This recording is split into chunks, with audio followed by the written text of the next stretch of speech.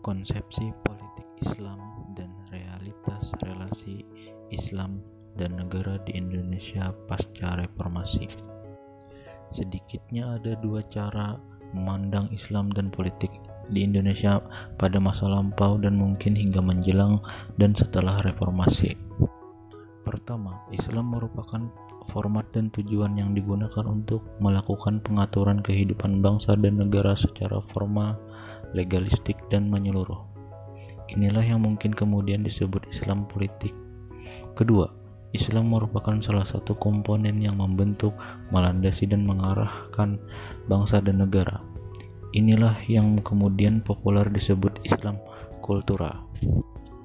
Pada realitas empiris, perkembangan politik Islam di Indonesia dapat dibicarakan melalui dua manifestasinya yang nyata. Pertama, sebagai ideologi, dan kedua sebagai perilaku-perilaku kultural yang mempengaruhi dan kekuatannya tetap mempunyai muatan politik. Organisasi radikal Islam menjadi tantangan yang serius bagi transisi demokrasi di Indonesia. Meskipun keberadaan organisasi radikal ini merupakan konsekuensi logis dari demokrasi dan mereka berhak memanfaatkan proses demokrasi. Namun, organisasi ini banyak digunakan untuk mencapai tujuan yang tidak demokratis.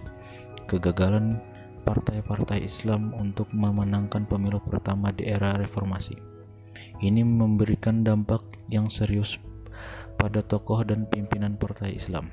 Namun, kondisi ini tidak berlangsung lama. Partai-partai Islam sepakat untuk berkoalisi dengan mengambil momentum terpolarisasinya dukungan politik untuk memilih presiden antara Habibie Partai Golkar dan Megawati PDIP. Era kejayaan partai-partai Islam di panggung kekuasaan itu ternyata tidak berlangsung lama. Pemilu tahun 2009 menjadi pemilu yang paling menyedihkan bagi partai-partai Islam.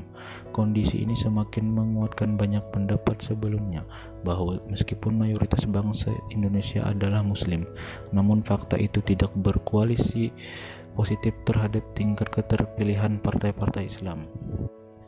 Jika diamati dengan seksama, rangkaian perkembangan partai Islam pasca reformasi tampaknya ketidaksimetrisan jumlah pemilih Muslim dengan capaian perolehan suara partai-partai Islam, menegaskan tentang lahirnya fakta politik baru bahwa manifestasi politik Islam kontemporer di Indonesia semakin cair dan telah banyak menanggalkan politik yang simbiolistik. Fenomena itu menunjukkan bahwa sekarang ini sedang terjadi Islamisasi, tidak hanya dalam ruang publik, namun dalam ruang partai dan ruang politik Indonesia. Ada dua hal yang mempengaruhi pemikiran Islam Indonesia untuk mencari format baru politik Islam. Pertama, rekayasa politik terhadap seluruh kekuatan komponen bangsa untuk membangun politik integratif berwawasan kebangsaan. Kedua, adanya perubahan wawasan keagamaan dari umat Islam sendiri, terutama dalam hubungannya dengan konsepsi kenegaraan dan kebangsaan.